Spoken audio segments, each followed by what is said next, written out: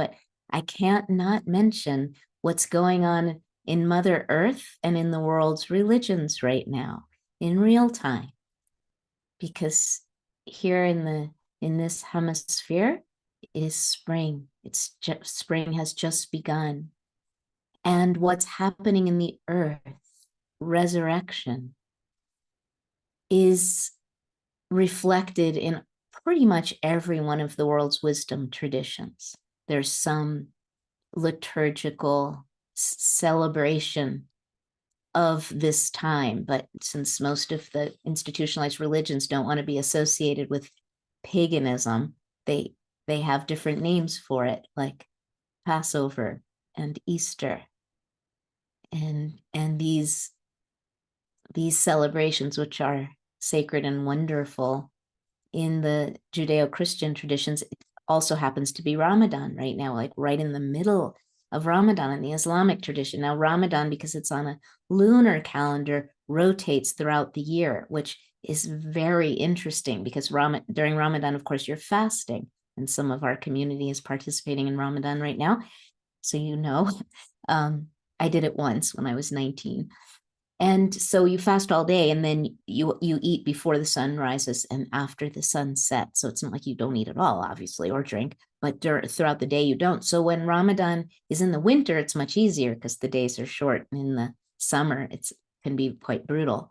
But here in the spring, it's kind of in between.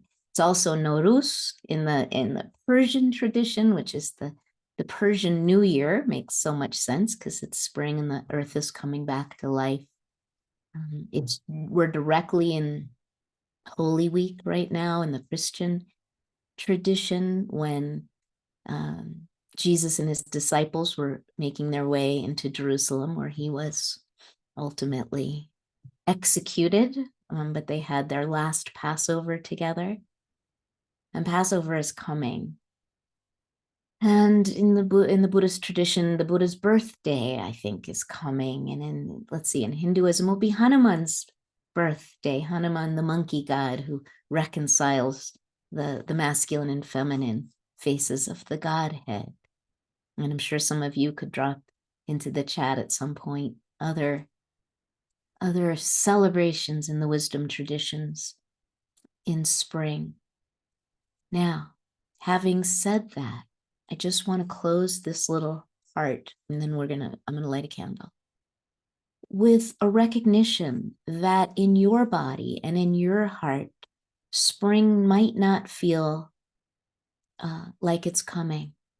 Resurrection has not happened for you, just crucifixion.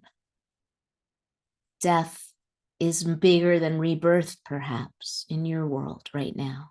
And that is okay. I'm sure you won't be surprised to hear me say that is okay. I distinctly remember my first spring after my daughter died. So she died at the end of October. And then spring came eventually, and I staggered my way across the threshold of the equinox.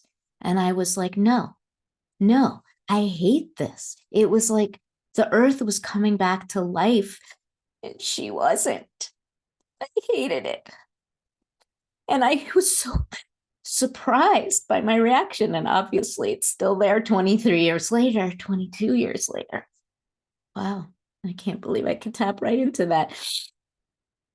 Nobody warned me. Like, Mirabai, the turning of the seasons can be brutal for a grieving heart.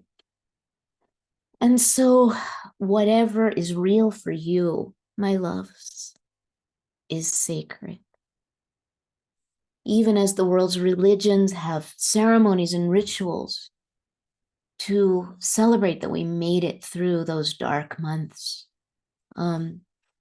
you maybe are just breathless and not quite ready to come back to life. And that's okay. We've got you.